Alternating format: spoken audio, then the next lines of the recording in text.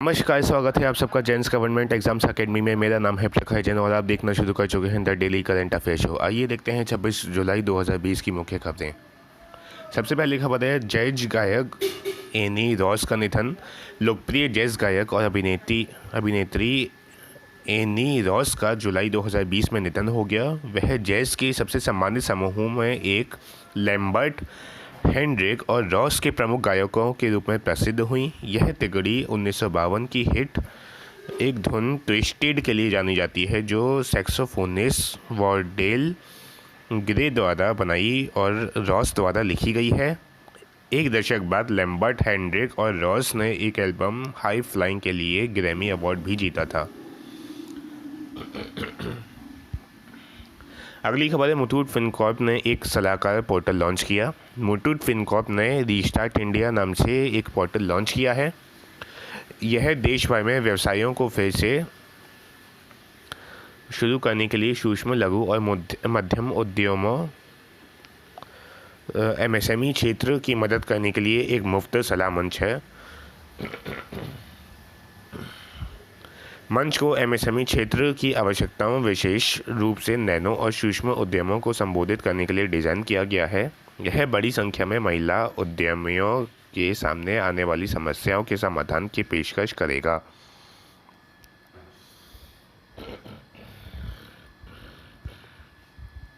अगली खबर है पार्थ प्रतिम सेनगुप्त इंडियन ओवरसीज़ बैंक के नए एमडी और सीईओ। पार्थ प्रतिम सेनगुप्त को इंडियन ओवरसीज़ बैंक के नए प्रबंध निदेशक के मुख्य कार्यकारी के रूप में नियुक्त किया गया। उनकी नियुक्ति 31 दिसंबर 2022 को उनकी सेवानिवृत्ति की आयु है या अन्य आदेशों के आने तक, जो भी पहले तक है। वह वर्तमान में एसबीआई के उप प्रबंध के निदेशक हैं और पहले एसबीआई की कोलकाता सर्कल में मुख्य महाप्रबंधक थे। अगली खबर है अडानी पोर्ट्स ने एक पहल के लिए हस्ताक्षर किए। Adani ports and special economic zone limited ने विज्ञापन आधारित लक्ष्य पहल एसबीटीआई के लिए हस्ताक्षर किए हैं। इस प्रकार ये संपूर्ण मूल्य श्रृंखला में विज्ञान आधारित उत्सर्जन कटौती लक्ष्य निर्धारित करने के लिए पहला भारतीय बंदरगाह बन गया है। एसबीटीआई के लिए एक प्रतिबद्धता पत्र पर हस्ताक्षर करने वाली कंपनियों के पास अपने लक्ष्यों को स्वीकृत और एसबीटीआई द्वारा प्रकाशित करने के लिए 24 महीने हैं। अगली खबर है Naveen Tahilyani Tata AIA MD and CEO. Tata AIA life insurance ने नवीन ताहिलयानी को अपना नया सीईओ और एमडी नियुक्त किया है। वह वर्तमान मुख्य कार्यकारी अधिकारी ऋषि श्रीवास्तव से कार्यभार ग्रहण करेंगे, जो समूह एजेंसी वितरण एआईए समूह हांगकांग में मुख्य कार्यकारी अधिकारी के रूप में कार्यरत है। ताहिलयानी ने टाटा एआईए लाइफ इंश्योरेंस में यह दूसरा कार्यकाल है। ताहिलयानी पहले एक्सिस बैंक में परिवर्तन के प्रभारी थे। अगली खबर है राजेश भूषण को नया स्वास्थ्य सचिव नियुक्त किया गया। 1987 बैच के बिहार कैडर के आईएएस अधिकारी राजेश भूषण को केंद्रीय स्वास्थ्य मंत्रालय ने नए स्वास्थ्य सचिव के रूप में नियुक्त किया है। वह पहले स्वास्थ्य मंत्रालय में ओएसडी का पद संभाल रहे थे और 31 जुलाई 2020 को अपना कार्यकाल पूरा करने के बाद प्रीति सूदन की जगह लेंगे। सुश्री सूदन को अप्रैल 2020 में स्वास्थ्य सचिव के रूप में 3 महीने के लिए विस्तार दिया गया था। अगली खबर है प्रधानमंत्री मोदी 3 नई आईसीएमआर लैब का उद्घाटन करेंगे। प्रधानमंत्री नरेंद्र मोदी 27 जुलाई 2020 को नोएडा, कोलकाता और मुंबई में भारतीय चिकित्सा अनुसंधान परिषद की 3 नई उच्च प्रभार क्षमता प्रयोगशालाओं का उद्घाटन करेंगे। सरकार ने कोविड-19 कोरोना महामारी का जल्दी पता लगाने के लिए और नियंत्रण के लिए परीक्षण, ट्रैक, ट्रीट की रणनीति अपनाई है।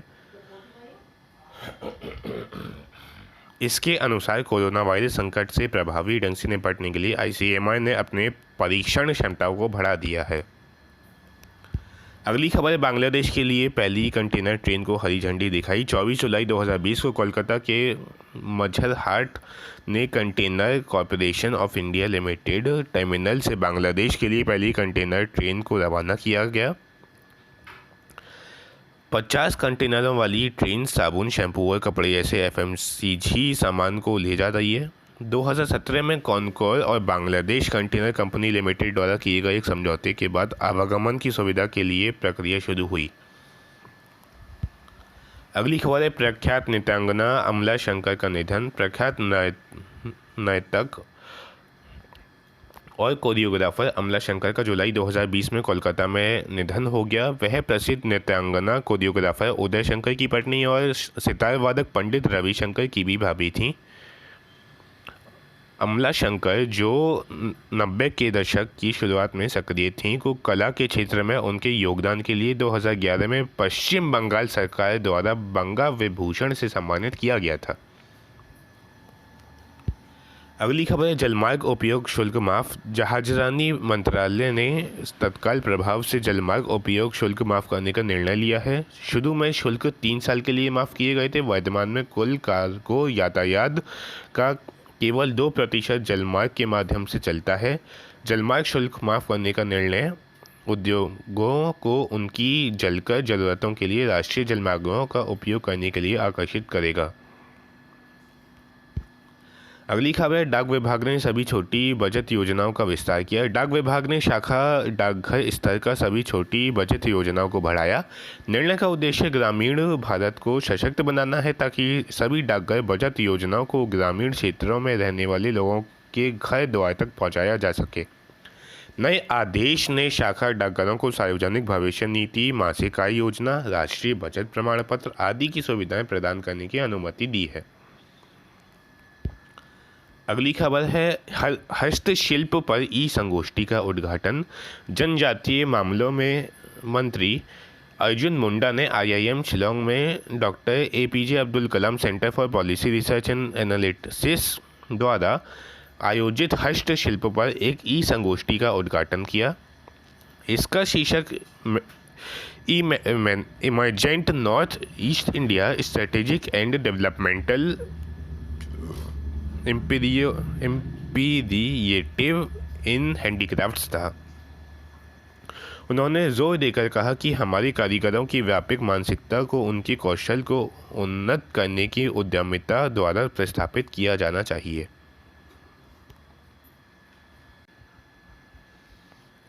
अगली खबर, सरकार ने 24 नवंबर तक घरेलू हवाई किराए पर रोक लगाई। नागरिक उड्डयन मंत्रालय ने विमान सेवा किराए पर प्रतिबंध लगाने के अपने आदेश को 24 नवंबर 2020 तक बढ़ा दिया है। लॉकडाउन के बाद एयरलाइंस को परिचालन की अनुमति देने के बाद 21 मई 2020 को आदेश जारी किया गया था। इसने उड़ान की दूरी के आधार पर विमान किराया के लिए एक सीमा निर्धारित की थी। मांग बढ़ने के कारण किराए में किसी भी तेज वृद्धि को रोकने के लिए ऊपरी मूल्य सीमा का उद्देश्य है। अगली खबर है घरों के लिए पूरा होने का औसत समय 114 दिन। पुनर्गठित प्रधानमंत्री आवास योजना ग्रामीण के तहत घरों का औसत पूरा होने का समय पहले के 314 दिन की तुलना में घटकर 114 दिन हो गया है। वर्ष 2022 तक सभी के लिए आवास को उद्देश्य को प्राप्त करने के लिए प्रधानमंत्री नरेंद्र मोदी ने 20 नवंबर 2016 को प्रधानमंत्री आवास योजना ग्रामीण लॉन्च किया था। वर्ष 2022 तक सभी बुनियादी सुविधाओं के साथ 2.95 करोड़ घरों का निर्माण करने का लक्ष्य है। अगली खबर है बनारस हिंदू यूनिवर्सिटी के प्रोफेसर ने एक वेबसाइट लॉन्च की। बनारस हिंदू विश्वविद्यालय के एक प्रोफेसर ने सर्दीजुकाम.com नाम से एक समर्पित वेबसाइट लॉन्च की है जो लोगों को कोविड-19 कोरोना के डर से मुकाबला करने में मदद करेगी। यह अवसाद और अन्य कोविड संबंधी मुद्दों से उबरने में भी मदद करेगा। यह उन लोगों के लिए एक वेबसाइट है जो डरते हैं कि उनकी सामान्य खांसी और सर्दी कोरोना संक्रमण का लक्षण हो सकती है। अगली खबर है कर्नाटक ने नई औद्योगिक नीति को मंजूरी दी। कर्नाटक राज्य मंत्रिमंडल ने 2020 से 2025 के लिए नई औद्योगिक नीति को मंजूरी दी है। यह नीति राज्य के नए प्रोत्साहन प्रदान करने और विनियामक प्रक्रियाओं को आसान बनाने के लिए निवेश की सुविधा पर ध्यान केंद्रित करेगी। नई औद्योगिक नीति 2020-2025 का लक्ष्य कर्नाटक की औद्योगिक प्रगति, योग्य पर्यावरण बनाने, बुनियादी ढांचे के विकास आदि का दोहन करना है। अगली खबर है जम्मू कश्मीर ने मैक डेमिसेशन प्रोग्राम का शुरुआत करने की घोषणा की। लेफ्टिनेंट गवर्नर गिरीश चंद्र मुर्मू ने जम्मू कश्मीर में सड़कों के सुधार के लिए एक मैकडेमिसेशन प्रोग्राम शुरू करने की घोषणा की है। उन्होंने यूनियन टेरिटरी में सभी सड़कों के 100% मैकडेमिसेशन के लिए एक कार्यक्रम को मंजूरी दी, जिसमें 11,000 किलोमीटर अच्छे मौसम वाली सड़कें शामिल हैं। एक समिति का गठन किया गया है जो इस कार्यक्रम को समयबद्ध तरीके से सुनिश्चित करने के लिए एक नक्शा और वित्त पोषण योजना तैयार करेगी। अगली खबर है, भारतीय एक्सा को फसल बीमा देश मिला। भारतीय एक्सा जनरल इंश्योरेंस ने महाराष्ट्र और कर्नाटक सरकारों से 800 करोड़ रुपए मूल्य का फसल बीमा अधिशेष प्राप्त किया है, ताकि दोनों राज्यों में किसानों को प्रधानमंत्री बीमा योजना, फसल बीमा योजना के तहत बीमा कराया जा सके। कंपनी ने महाराष्ट्र में 6 जिलों में और कर्नाटक के 3 जिलों में प्रधानमंत्री फसल बीमा योजना को लागू करने के लिए दोनों राज्य सरकारों से 3 साल के लिए प्राधिकरण हासिल किया है। अगली खबर है, काकरापार परमाणु ऊर्जा संयंत्र की तीसरी इकाई तैयार। गुजरात में काकरापार परमाणु ऊर्जा संयंत्र की तीसरी इकाई 700 मेगावाट के रिएक्टर के साथ बिजली पैदा करने के लिए तैयार है। एक परमाणु रिएक्टर क्रिटिकलिटी तब पहुंचता है जब यह चल रही परमाणु प्रक्रिया या विखंडन के लिए तैयार होता है, जो ऊर्जा उत्पन्न कर सकता है। काकरापार भारत के दबाव वाले भारी जल रिएक्टर पोर्टफोलियो का हिस्सा है। अगली खबर है, भारतीय मूल की नर्स को पुरस्कार देकर सम्मानित किया गया। 21 जुलाई 2020 को सिंगापुर सरकार ने एक भारतीय मूल की नर्स कला नारायण सामी को नर्स के लिए राष्ट्रपति पुरस्कार से सम्मानित किया, जो नर्सिंग पेशे में सर्वोच्च पुरस्कार है। कोरोना वायरस महामारी के दौरान उन्हें उत्कृष्ट सेवाओं के लिए सम्मानित किया गया था। यह पुरस्कार 5 नर्सों को दिया गया। प्रत्येक पुरस्कार विजेता को ट्रॉफी, राष्ट्रपति हलीम याकूब द्वारा हस्ताक्षरित एक प्रमाण पत्र और $10,000 नकद पुरस्कार मिला। अगली खबर है, फ्लिपकार्ट ग्रुप ने वॉलमार्ट इंडिया का अधिग्रहण किया। फ्लिपकार्ट ग्रुप ने वॉलमार्ट इंडिया प्राइवेट लिमिटेड में 100% हिस्सेदारी लेने की घोषणा की है। वॉलमार्ट किराना और एमएसएमई विकास को सक्षम करने के लिए अपनी थोक क्षमताओं का लाभ उठाने के लिए best price cash and carry कारोबार का संचालन करता है। फ्लिपकार्ट होलसेल अगस्त 2020 में अपने परिचालन और किराना और फैशन श्रेणियों के लिए पायलट सेवाएं शुरू करेगी। अगली खबर है, भारत का दूसरा राष्ट्रीय स्तर का प्लाज्मा बैंक शुरू हुआ। भारत का दूसरा राष्ट्रीय स्तर का प्लाज्मा बैंक नई दिल्ली के बाद तमिलनाडु में 2.34 करोड़ रुपए की लागत से खोला गया। इसे Indian council of medical research की मंजूरी से खोला गया है। एक कोविड-19 कोरोना रोगी के ठीक होने के बाद रोगी को 14 दिनों तक इंतज़ार करना पड़ता है और इसके बाद वह अपना प्लाज्मा दान कर सकता है। प्लाज्मा को रक्त के अलग किया जाएगा, जिसे 1 वर्ष तक संग्रहित और उपयोग किया जा सकता है। अगली खबर है, रशिया ने 3D प्रिंटेड एयरक्राफ्ट इंजन का परीक्षण किया। रूस ने पहली बार 3D प्रिंटिंग द्वारा बनाए गए MGTD-20 गैस टरबाइन इंजन का सफल उड़ान परीक्षण किया है। इसका उत्पादन 2021-2022 के लिए निर्धारित है। उड़ान परीक्षण ततरस्तान में कजानबाश विमानन केंद्र में आयोजित किए गए थे। दिसंबर 2019 में फाउंडेशन ने 3D प्रिंटिंग टेक्निक का उपयोग करके बनाए गए छोटे आकार के गैस टरबाइन विमान इंजन के सफल बेंच परीक्षणों की सूचना दी थी। अगली खबर है, संपर्क रहे ट्रेन टिकट जांच के लिए app. Central railway Mumbai division ने चेक इन मास्टर नामक एक ऐप लॉन्च किया है। यह मुंबई के छत्रपति शिवाजी महाराज टर्मिनस में संपर्क रहित टिकट जांच के लिए शुरू किया गया। सुरक्षित दूरी से PRS और UTS टिकटों की जांच के लिए ऐप में OCR यानी कि ऑप्टिकल कैरेक्टर रीडर और QR कोड स्कैनिंग विशेषताएं हैं। यात्रियों की थर्मल स्क्रीनिंग के लिए हाथ से चलने वाली थर्मल गन भी प्रदान की गई है। अगली खबर है, निकाय का ने सौर गठबंधन समझौते पर हस्ताक्षर किए।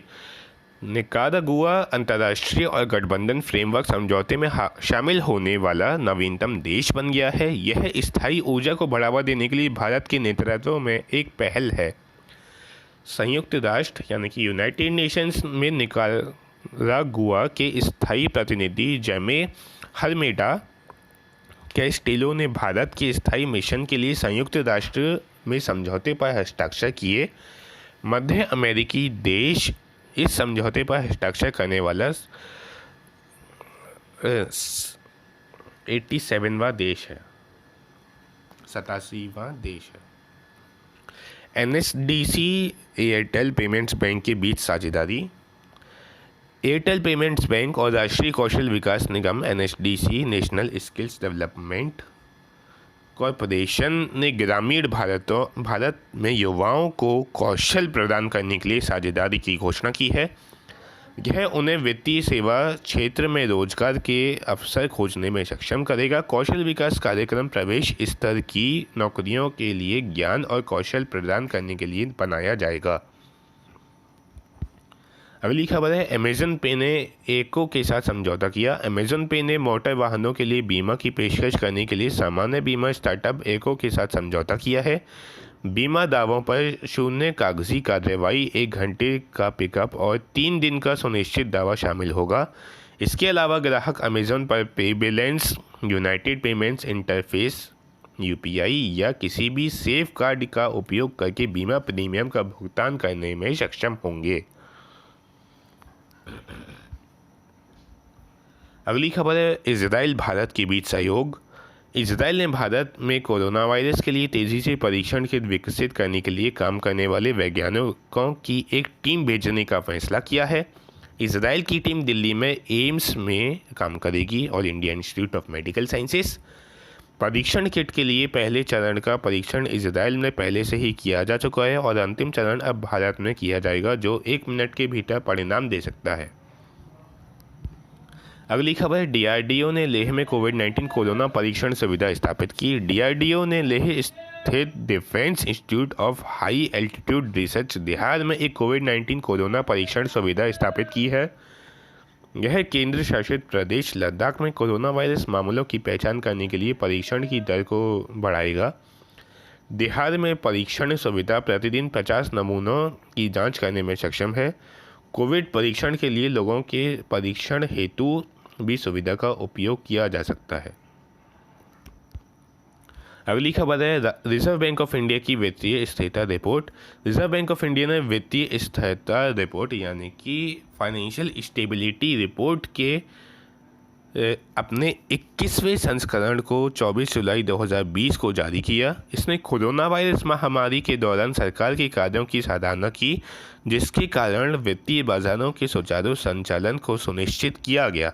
कोविड-19 कोरोना के जवाब में एक अभूतपूर्व पैमाने पर राजकोषीय, मौद्रिक और नियामक कार्यों के संयोजन ने वित्तीय बाजारों के सामान्य कामकाज को सुनिश्चित किया गया है।